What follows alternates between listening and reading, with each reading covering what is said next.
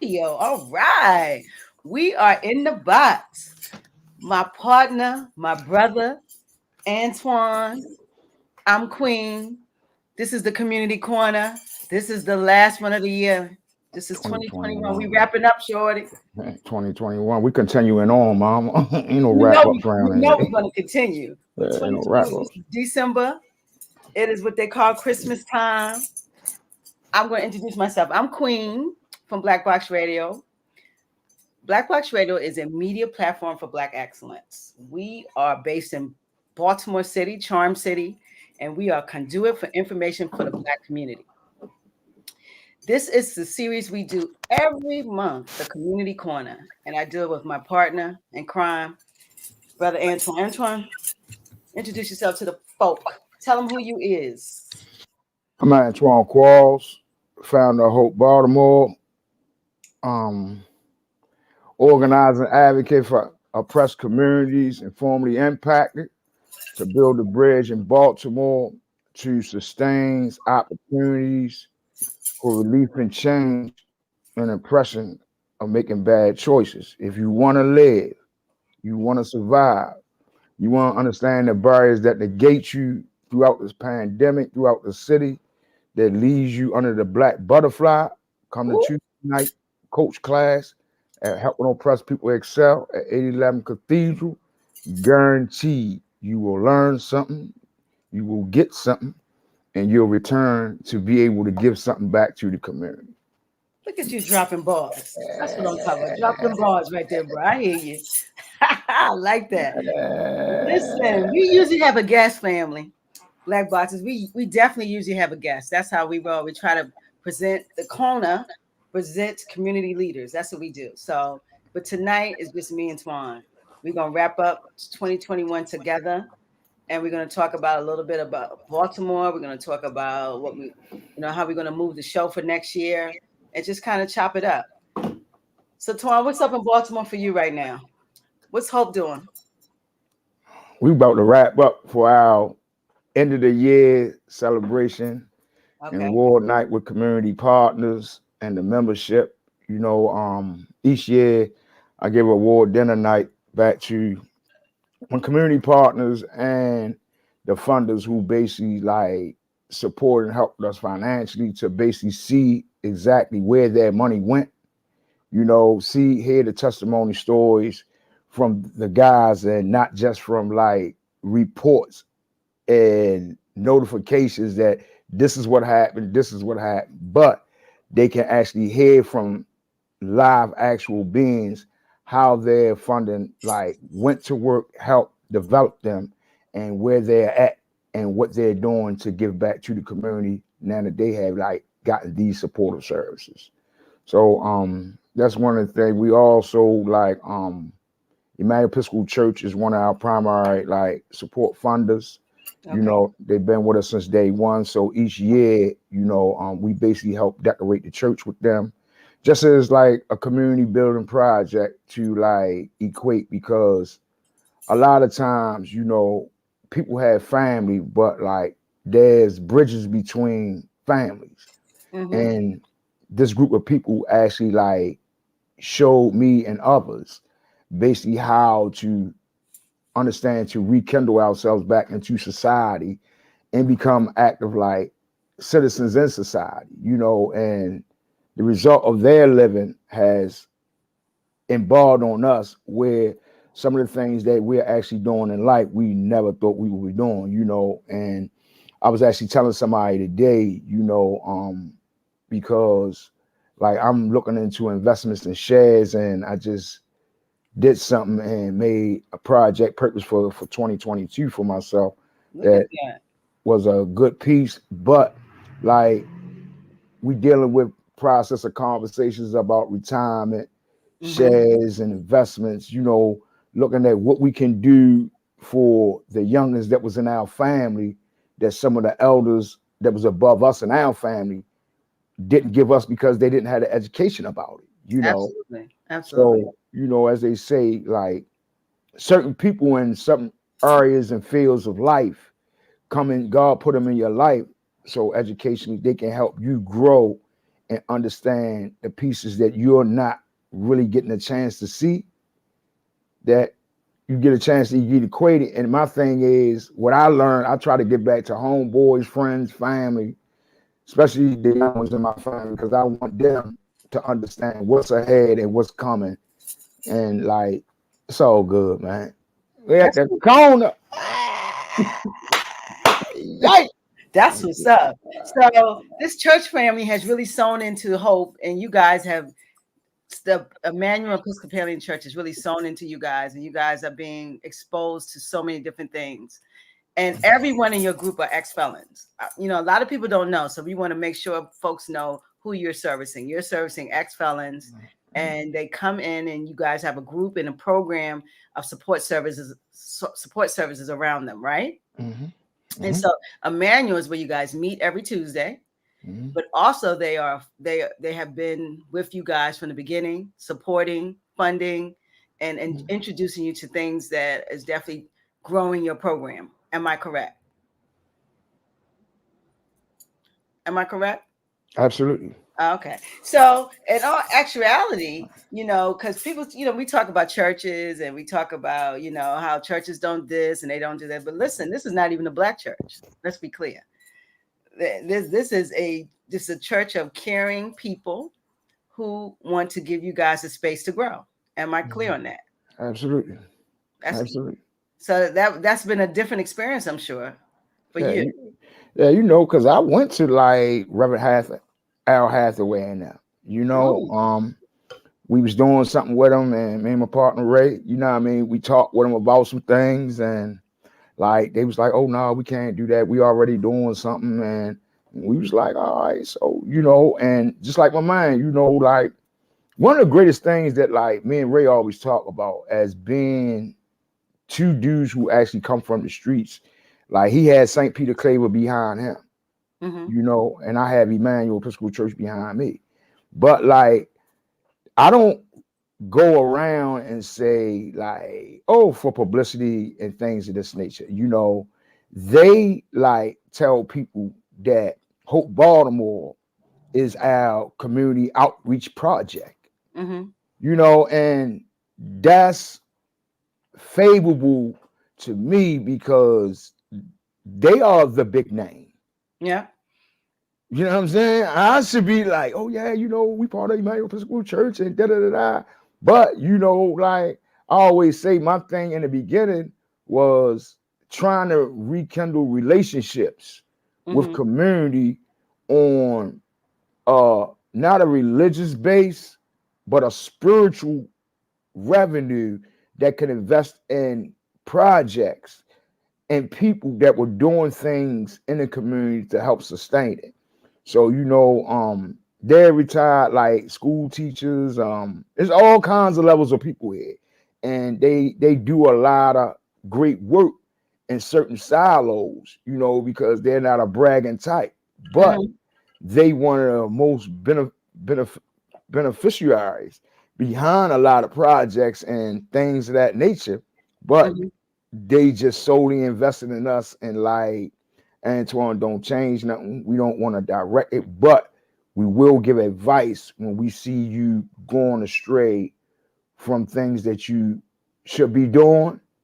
And we will also help and mold you and protect you in a way that people don't still take and put you in a confused setting, whereas though I lose focus to the real cause that we began with. And that's one of the things that I greatly like really appreciate. I really do.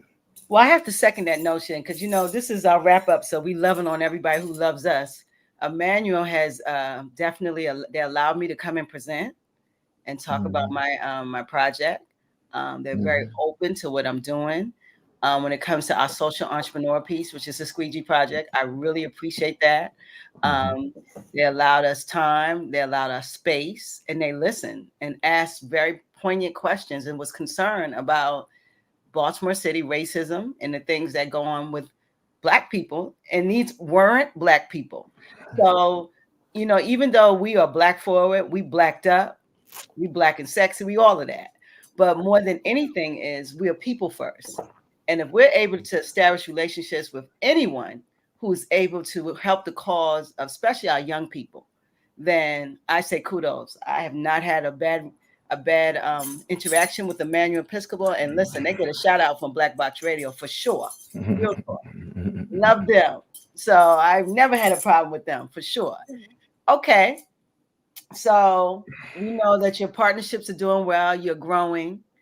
We're growing. And we talked about something that we're going to share with the Black Boxes, that we're going to take this show into another realm.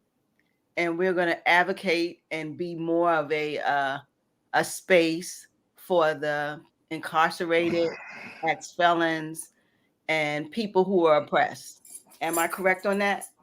Yeah, absolutely. Because And, okay, go ahead. Because think like one thing's Queen, I want to like really give you big ups, for allowing me to co-host with you.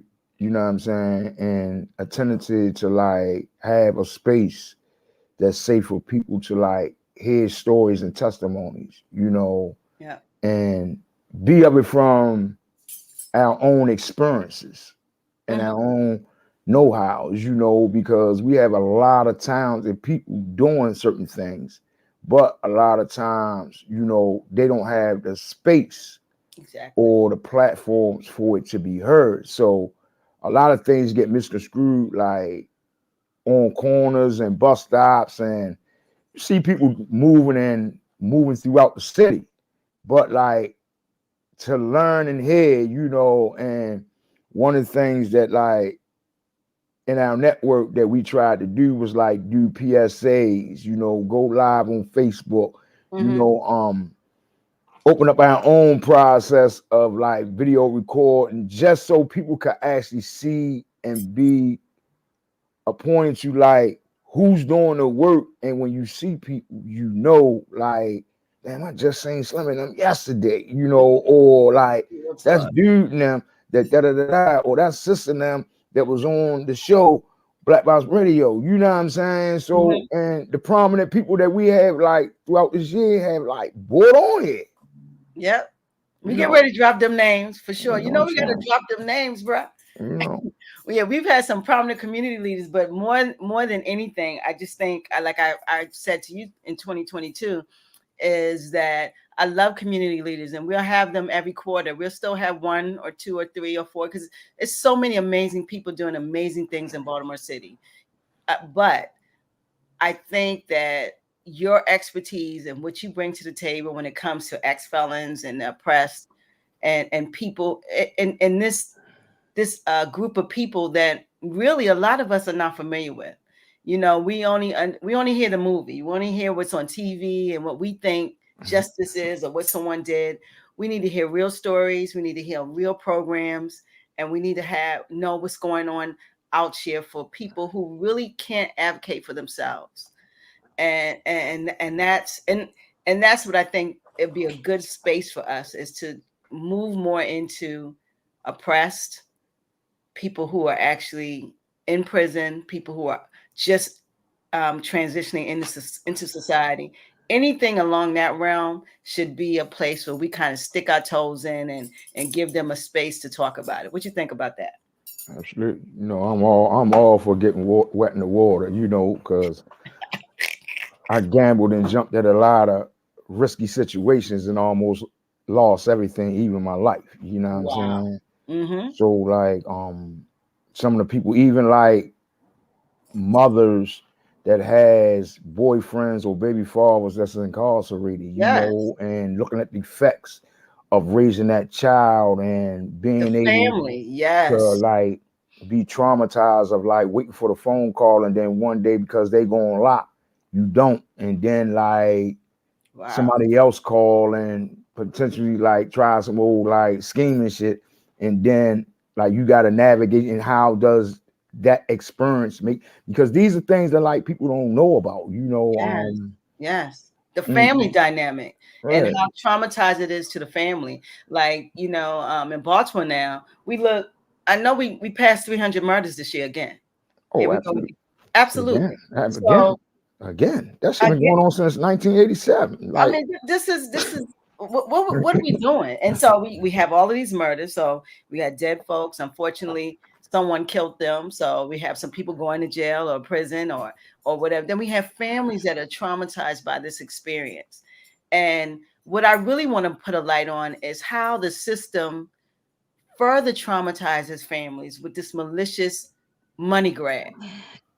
Every piece of this transitioning system within the jail and outside of jail is money. The phone call, right. anything that you do with someone who's in prison, you're gonna pay. You come to see them, you're gonna pay. They call you, you're gonna pay. They come to your house, they gotta pay to have the ankle bracelet. They gotta put. It is unbelievable the amount of impounds on someone who made a mistake, or some didn't even make a mistake. They just got caught up. Like, So we got to kind of bring that out because people don't know how malicious they've set up this system around incarceration. It is a money grab.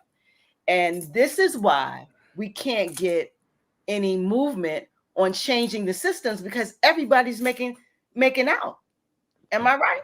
absolutely. We bigger than like horse cattle. Wow. We the biggest thing on the food chain. You know what I'm saying? And so the prison is the biggest thing on the food chain. Is that what you're telling me, bro? I mean, the culture of like black people in urban communities. Real talk. You know what I'm saying? When you look around, when 87% of the community is impacted by arrest or convictions. You know what I'm saying? When you look around and 64% of that is unemployed. You know, when you look at 58% of the women that are incarcerated are either caretakers or mothers of households. You know, so you got like when you look at like serious problems. 2.3 million people around the globe are impacted by some form of like incarceration tool. You know what I'm saying? Whether it be probation before judgment, parole, sitting in a cell. You know, like what logically makes people say we want to take a group of people at 2.3 million and make sure all of them be convicted. You know, instead of saying, all right, let's make this 2.3 million some type of process that based upon they did have a conviction, but what kind of economy system can they redevelop and build an economy platform that can increase wealth in America? You know, because majority of the people that you look up and see that's convicted, they either like did something where obtained with some type of money, getting money, abusing money, or doing something to gain money and then give it away. So we definitely got to explore that. And one of the things, and we've talked about, is exploring women. The amount of women, first of all, going into corrections. Second of all, leaving families. And Maryland just have not opened yet, their first pre-release center for women. And it was a fight to get that. Absolutely. Absolutely. I spoke on a panel and I am not a woman, but I know the conditions and the conditions of the jail for women. We have to speak on rectifying what's going on with women. And not only that, the sex trafficking that's going on with women from the guards to the parole officers. Women are being used for their bodies in very unnatural ways. Transition houses with women. It is really an issue. And so, and also, having something where when they do transition out and we know they're out there, they have a safe space to come and talk to other women and be around. So we talked about that too. So those are things that we're building out to make a space for the women who are being incarcerated. I'm concerned about that, being a woman, and never been incarcerated, but definitely we can support and bring services to these women. You think that's a good thing? Absolutely. You know, like two of my partners, Erica from Pivot, and Nicole Hansen and Monica Cooper. Yeah. You know, those women, like those OGs right there, been formerly like day for day on the grind, you know, to like fight for rights for women. And one of the things were that a lot of times when we was fighting on the Felon Reform for Justice Reinvestment Act, like people would whisper and say, oh, y'all need to focus more on women. Y'all need to focus more on women. And, we was like, well, continually it's both sides. But they was thinking that if they could get them to strictly focus on just the women, we will fall and like, all right, we're gonna split up. Y'all go ahead and do that, and we're gonna stay here. When I said to the team of guys, like, we still gonna fight for our rights as men. Well, bro, ain't no discriminatory or gender inside being formally impacted. It don't care whether you male, female, transgender, non-gender, They don't give a alien, a dog, you know what I'm saying? They don't care about none of that. You know what I'm saying? They don't care about that. As long as you can be in jail and take as long as you can do something that's proper, just like when they started allowing guys to raise dogs in prison. Huh? That lets you know that it's about money. Huh? They raising dogs in prison? Absolutely. In maximum security prisons. Dudes are in programs raising dogs and getting in single cells to be with dogs so they can walk out in the middle of the night and everything, And one of the things I was saying that a lot of dudes that was having life was being the residents that was afforded to do the program. But I was saying, like, where are these dogs going? Are they staying? I mean, no, they're going to like help people as guys or like disabled children. They teaching them to disabled? Yeah, to their service dogs. Yeah. Oh, so this is a skill. What? You know how much money that? You know how much money? And then that started in 2009 in Maryland, right? But just how many other cities was already doing it that they seemed profitable that, oh, we can put this in Maryland. They got 19 institutions in Maryland. If we can get in 5 of them and have 100 dogs that come out that all be worth, I'm gonna use a small number as $100. You know how much money that is? Bruh. I did not know that. See, this is what I'm talking about. This is things that we can learn. That listen, they got prisoners raising service animals. They won't service the prisoner, but they'll service the animal.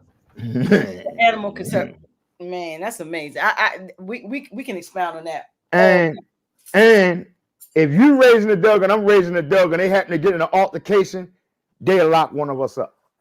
We going on lock. Dogs? Absolutely, because if the dog hurt the other dog, you catching an assault charge because he was left in your care. Wait a minute. Listen, bruh. What you say another word on it? Whoa. Listen, this is what I want the BlakBoxxaS to see: the insidiousness of these systems and how it's so punitive towards the person who's already oppressed. It makes it so nonsensical, because if we're in this Christian nation that's about redemption and about Jesus the Christ, then we have to be able to redeem people. We have to allow people to make mistakes and have grace, and then rehabilitate them. But that's not what incarceration is doing out here. Incarceration is a moneymaker in this joint. And we got to talk about that, but we also got to talk about how it affects the Black family, how it affects the Black community. Our communities have been stripped of our men. It is an absolute issue, and now it's being stripped of our women. And when a community without women is a lost community, and that's it. Definitely, we need Black men. Black men are the backbone of our communities. But when we don't have that maternal aspect and that womb to make more babies, we're in trouble. I don't know if a lot of people pay attention right now, right? And they've been doing this for like the last decade, right?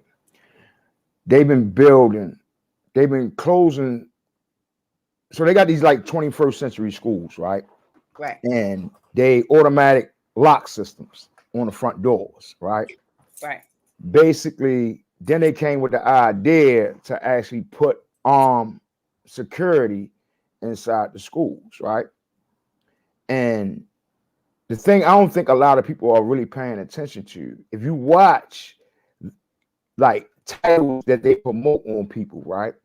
Like they call youth Generation X or the unknown generation or they wild and savage, but then when you look up when a youth makes a decision and do something either like mere consequence of fear or just proving themselves or just reactionary, right? That they use social media and media to get the community to convict them and they publicize it to pump it in your head every day until you agree with it.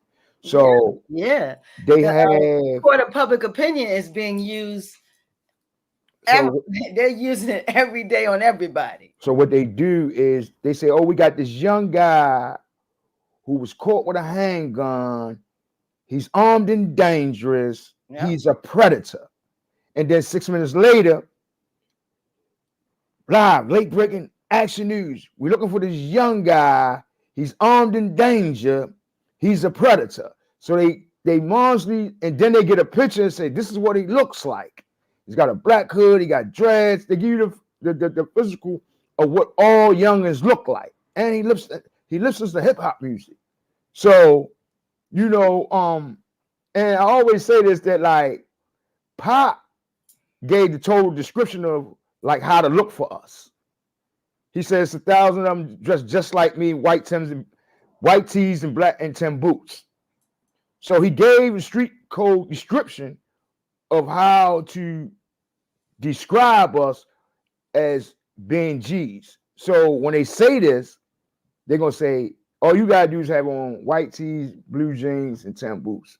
But nowadays, it's either black hoodies, you know what I'm saying, or like it's puffy coats with the fur on them, so it's anybody who got strap bags on them, shoulder strap bags, and they use all these things to like marginalize people, to reconvict people before they even been convicted. So the question I said to someone the other day, when is it that you're innocent until proven guilty? Because ever since I've been young, I ain't seen nothing but being proven guilty, and you have to fight like hell to prove your innocence. You better know it. That this is what we're up against. The one with the pen writes the story, and so the continual story is coming from the media. So the farmers, they're all buddies, and they all feed each other. And so this prison industrial complex is something that's very viable for America, and it's a straight money grab. And so we need to talk about that more. So in 2022, we coming with that. We're going to talk more about issues with that system, with the family that is actually being raped of their family member, and the trauma that they go through, the children that who don't have their parents, their aunts, their grandmothers, whomever.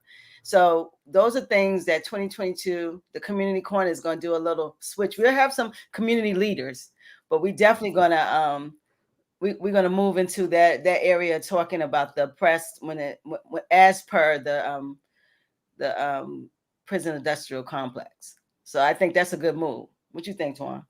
Always, I want to tag down, fight them. I'm serious, like. Yes, gotta stop this money grab. They coming. I'm telling you, it's absolutely crazy. I did not know. Like you told me, I didn't know that you come home, you pay for the bracelet around your foot. I didn't know you paying for all of this stuff. Absolutely. Your family has to pay for it. It's to talk to your family member. You have to pay. It is ridiculous. And like I remember, like when I was in the system, like it was only collect calls. You know what I'm saying? It was when we was up Cumberland. It was $3. It was $3 to press 0 and $1.15 every minute. And this was back in the 90s. And then when I went back on my last bit, they had prepaid calls where you could put money on your books. And then they would say like, you can only put 5 numbers on your account. You know what I'm saying? And these were the only numbers that you could call.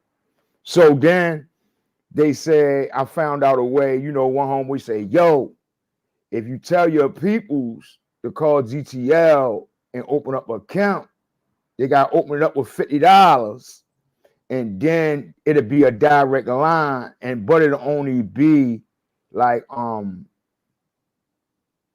it'll be like 20 something. So every $30 could equal up to like either 15 10-minute calls, you know what I'm saying? Or it would equal up to like straight 15. I know $15 was a straight half an hour call. That's what I know. Well, this is what I'm getting, but this don't make any sense because we're walking around with cell phones. We pay one bill. You can call the end of the world. Well, and if you get on WhatsApp, you can call Africa for free. So you go to prison and you have no money. Your family is working harder because you're not present. And now you have to pay to talk to them every day. How sensical is that? That's a money grab.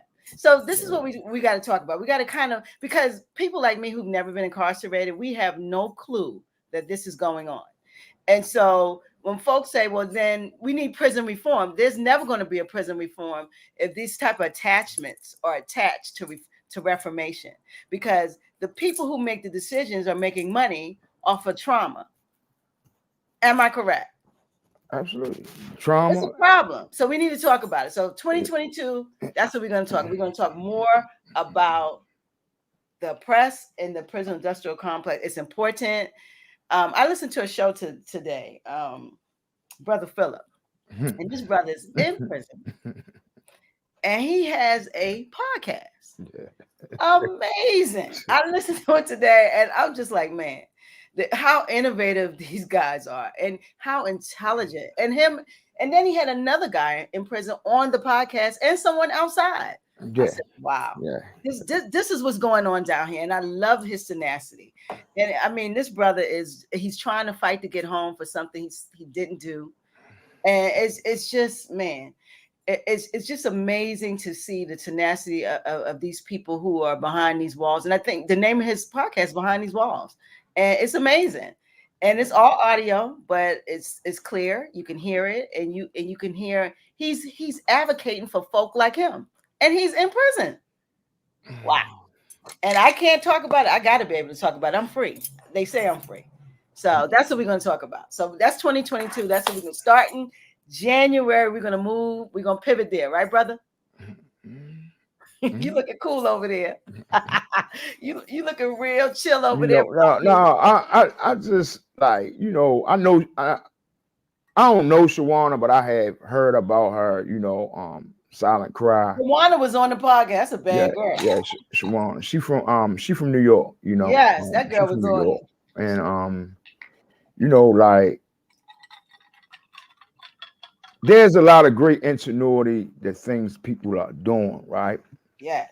But in a lot of ways, people, like me, Queen, I don't do things with everybody because I know a lot of people are in the business of promoting themselves off of your livelihood. Real talk. And not allow you to ever grow. And, I say this to the guy, because basically like somebody reached out and connected us, and he was like, man, everywhere I talk, they like told me about y'all network and what y'all doing for prison reform or justice policy, lifers bill and things of that nature, and I said to my man that like, we have to like understand the stories and struggles that we live by are miracle changes, and people dying for the one willing time to say, I can use him and become a billionaire, and we have to be mindful of that because I always say that if we invest in each other, it's unimaginable of what we can produce to make the wheel pause for 1 minute and start back up, because as a youngin, you know, it was always said that there's gonna come a time when the wheel of the world will stop. But when it start back up, it's gonna be in the hands of the Asiatics, you know, and we have to be ready, because some people that's gonna be in power and at the table seat are not gonna be in the best development for us to move forward. You know, and we have to know how to like identify them and be the ones who's right there to make sure that like it moves forward and is able to help people, you know, to the community. You know, the Lifers bill is up. You know, I supposed to come out of Hogan's hands, right? And I don't know if right? Yeah, and I don't know if a lot of people understand the Lifers bill. The Lifers bill is basically if you was charged, convicted as a juvenile, but charged as an adult and sentenced to a life sentence, you know, and served over 20 years, that basically Governor Hogan was supposed to, and the parole commissioners paroled you, and it was left to the governor to sign off on the parolement. Oh, he not gonna sign off. He didn't sign off on people, he's not right? gonna sign off. No. And what he did was utilize a time frame and say when the bill begins. So a close friend of mine, birthday is 20 days before the bill goes retroactive, but his starting time of his sentence back date went to he was 16 years old. Whoa. You understand what I'm saying? Whoa. So that's the catch-22. So he's saying that like he's ineligible for the bill because his birthday is 22 days before. What? But the parole board paroled him on a life bit. You know what I'm saying? Like, how do you like know that people want to release people, but yet you make the decision to say, nah, I'm not doing this, and I'm gonna use the purpose because at this time point of May such and such, and your birthday is April the 22nd, you invalid for it. You know what I'm saying? So everybody from April back is eligible, but because your birthday is April the 10th, meaning that you don't fit the criteria. So these it's unbelievable. That's a catch-22, but that's somebody's life. Somebody and it's 1,000 people live. Just like the process that you sent me about to do Kapora, and I definitely remember, we're gonna talk about Stan Kapega. You know what I'm saying? Yeah. That he has to come up and definitely talk about him. You know, and we also gonna put in the chat this brother fill up his podcast, The Wall Behind and Beyond. We're gonna put that in the chat, so you guys check that out on YouTube. Like that joint. Let's get this brother some let's blow him up so he can get some funding and help him with his attorney. Listen to his brother. He's doing some big things inside the prison walls.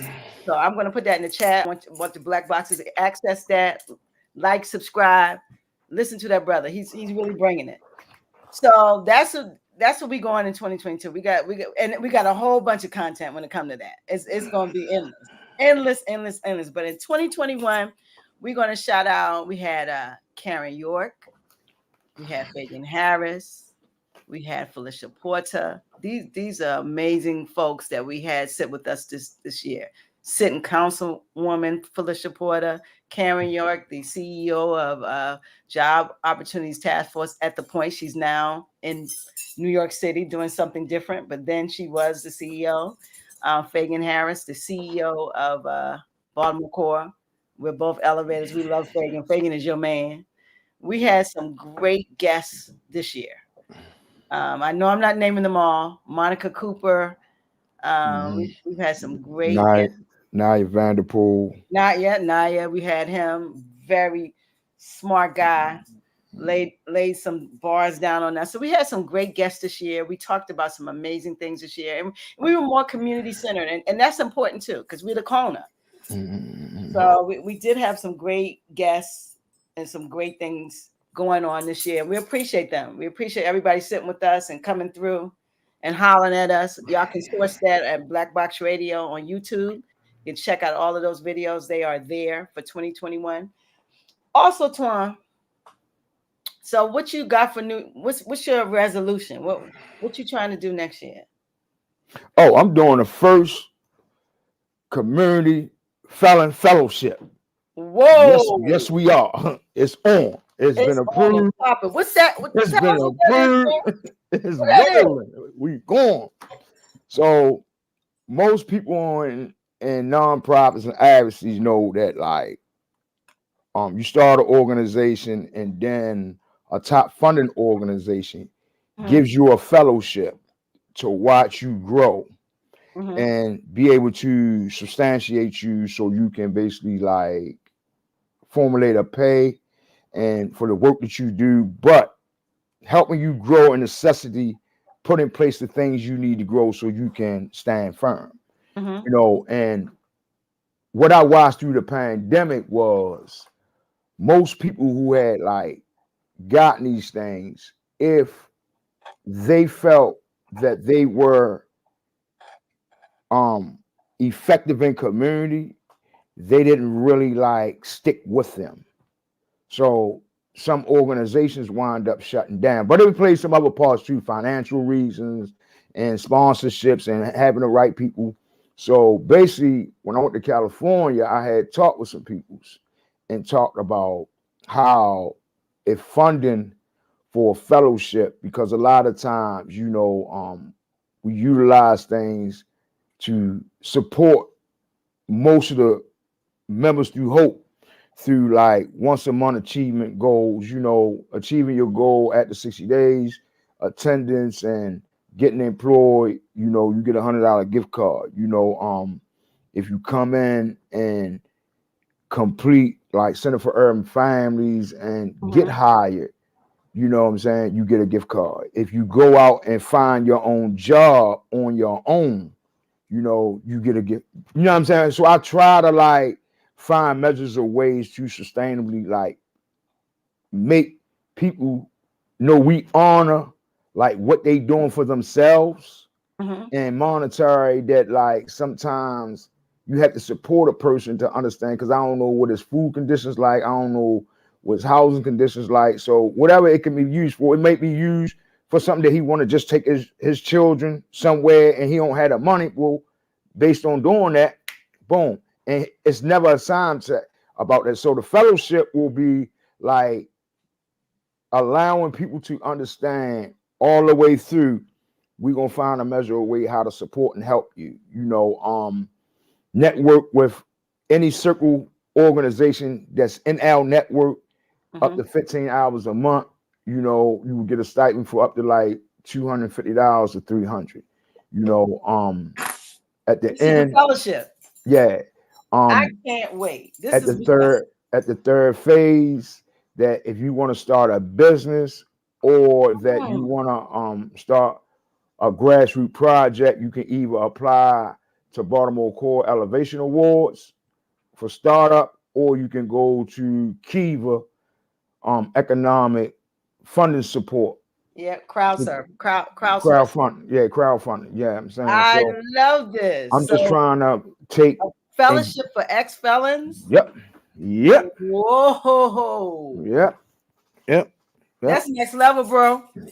Next level. That's next level right there. I'm bringing it back, shorty, like 60, shorty. That is next level. So an ex-felon can get a fellowship where it can actually sow into their lives, teach them skills, and not only that, they can then open their own project, nonprofit, whatever, and apply to the Elevation Award to be an elevator. And I'm an elevator. Let's go. Let's do it. And also, you know, like Queen, as we like all putting this together, you know, we also have like Opportunity Avenue jumping off where we're gonna be doing expungements, you know, 2 times a month on 2000 block Pennsylvania Avenue. If it's cold outside, we'll be in St. Peter Clay, but we have bought an outside tent that we can actually have tables and a heater in to have people warm. So this is 2 times a month? Yeah, 2 times a month. Expungements on demand in the on middle of demand, the Pennsylvania Avenue. Whoa! On the spot. That's what I'm talking about. We hitting. We changing lives out here. This is not a joke. We are hitting it hard. So this brother, see, this is why I love you, big brother. You're always doing big stuff. You got an ex-felon fellowship. Never, ever happen, ever, ever. Absolutely. Ex-felons can get a fellowship. Absolutely. That's number 1. Number 2 is you going into the community and all these brothers and sisters who got things on their record, we could take that thing off on the spot, in the hood. We're going to put you in a tent, give you some heat, and change your life. Yeah. And also, like the partnership, of it is Baltimore Action Legal Team, you know, so basically like they also do warrant recalls. They also, if you got family members that's on being sentenced for private home detention, they also paying for it for up to 90 days. So like we bringing all this, like we done sat back, like people kept asking us what we was doing through COVID. While they ain't see us on a whole lot of different Zooms, we was on our own Zooms networking. January, sessions is in. First sessions up. We promoting a CARE Act for women that's pregnated to make sure that they don't take their child while they incarcerated, that they still have custody, or that like it can be a small pre-release center with the women's pre-release, that 10 beds can be active for them to get resources and be able to prepare themselves to come back into society, you know. So listen, that is next level right there, bruh. We're gonna take care of the babies out, bruh. I love what you're saying to me. Shaking and moving, man. Shaking and moving. I love this shake and move right here. Listen, this is what we have to do. We have to look at what services are not available and stand in the gap and serve. That's what's happening, right? That's what you're hearing. This brother's over here formulating stuff I didn't even know you was doing. Well, I got to kiss your cheek when I see you. You doing big stuff over there. I didn't know you was I know you was doing stuff like that. That's moving, man. That's great. That is great. But you know what, Toine? I want to say as we close the show out, listen, I thank God for you. I'm so glad.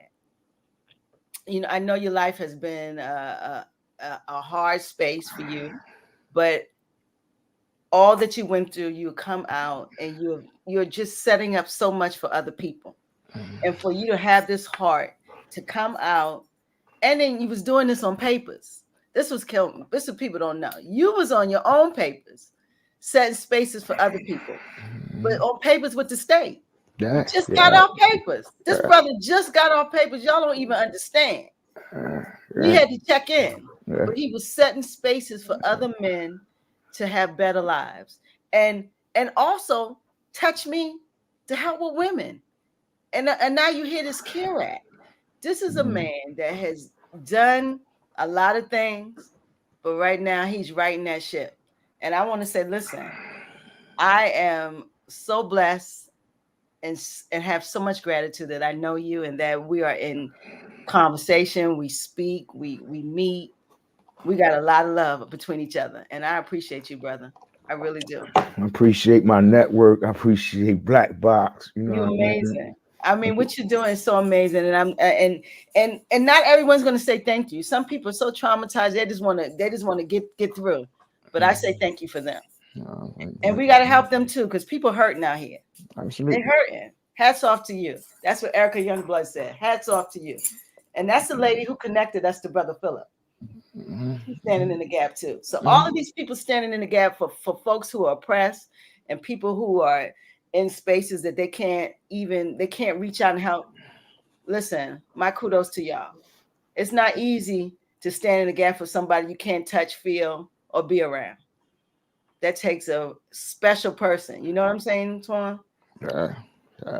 It takes special people to do that. So listen, Community Corner is growing.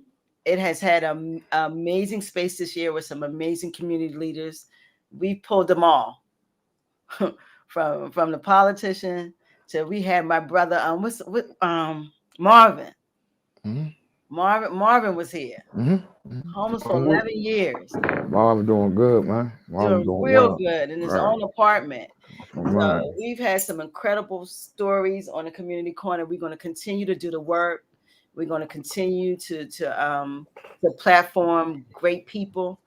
We're going to have some compelling stories, but this has been an amazing experience, and I'm so glad I'm sharing it with you.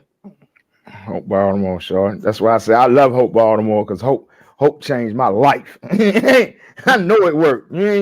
Like, and that's the thing, like, people don't understand, Queen, because like, yeah, I'm a lead advocate and founder of it, but like, I needed it because wasn't nobody teaching. Like, you got NA for addiction and all that, but wasn't nothing around teaching me about the barriers, about why I sold drugs, why I stayed in drugs, why I was doing this shit to my family, the community, and not really understanding the fall tactic in my emotional crashes, that like I was all over the place and then blaming everything in society.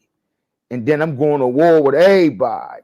But yet I was only at war with myself because I was all over the place, you know? Say it. And say, like, if you put the man together, you can put the world together. I done put the man together, so I know I'm gonna put the world together. So, like, and it's been shown through numbers of guys each year. Like, each year, like, we have done over numbers of 15 to 20. So, like I told them, at 39,000 a year, at $101 a day, times like 12.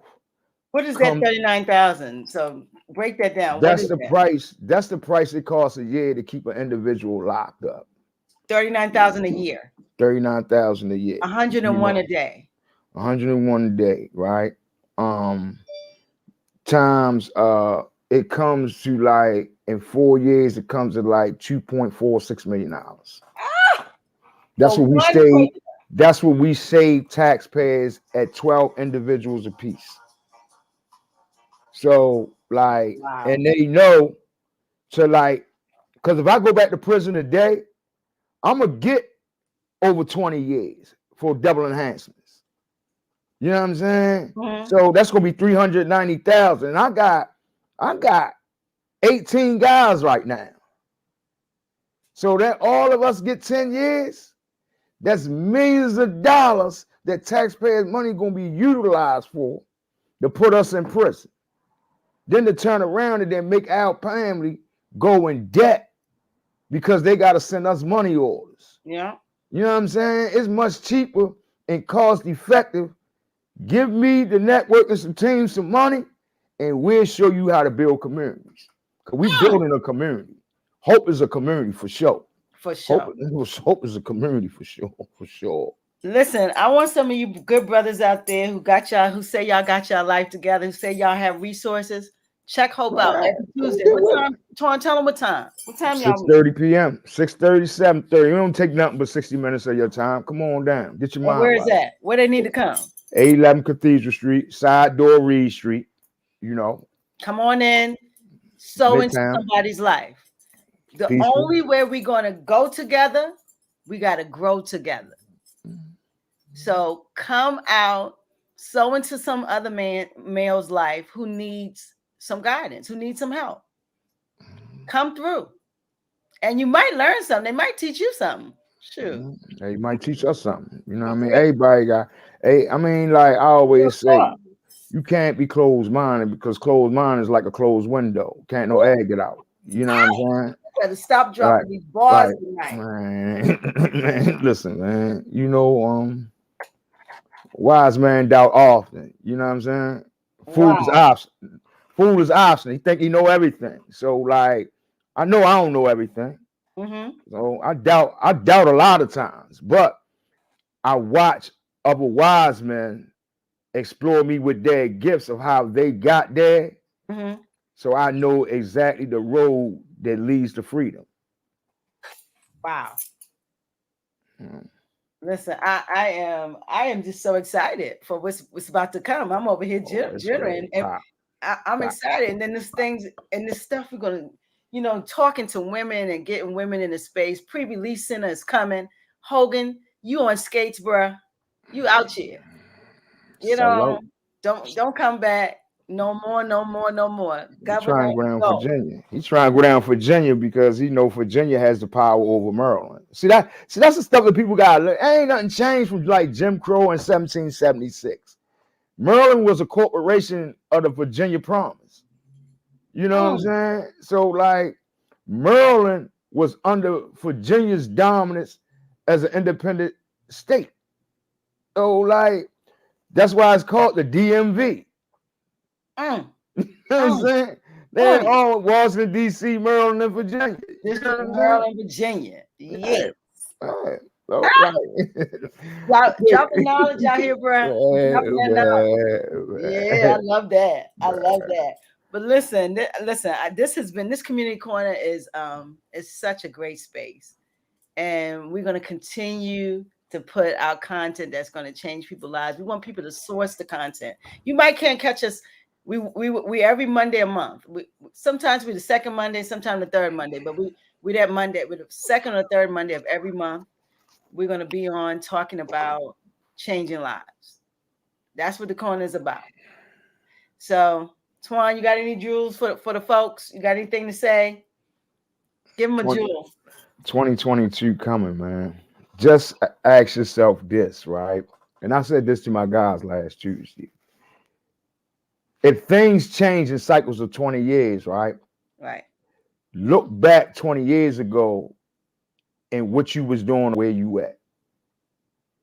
And look at today, where you going and where you at. If your life haven't increased, then there's something you need to go back to the table and readjust. But if your life is increasing from where it was at, then you need to keep on planning so it can continue to keep on increasing. I got to listen. I got to put a ditto on that. That's what's up. If you the same way from 20 years ago, you got some things to do. That's a Wow. lot. Love that. Listen, Black Boxes, from the bottom of my heart, the community corner, BlakBoxxRadio, Hope Baltimore. We appreciate you guys coming through. We want to hear, you can actually contact me or BlakBoxxRadio at BlakBoxxRadio@gmail.com. Tell us what you want us to talk about, what you want us to bring to the forefront, what we should have on Mondays. So contact us at BlakBoxxRadio@gmail.com. Also, check out our website, BlakBoxxRadio.com. All of this is it's scrolling. You see it under our faces. Check us out, subscribe. Please support Black media, Black spaces. This is how we continue to proliferate. We need your support. We need you guys to come through, check us out, see what we're doing, and participate. Come through. Support us, man. Support us. Listen, Support us, man. 2021 community corner. We boxed up and out. Can we get them deuces, Twan? We out, mama. We out. Solo 21. See ya. Deuces. It was a good one, though. It was a good one. Out.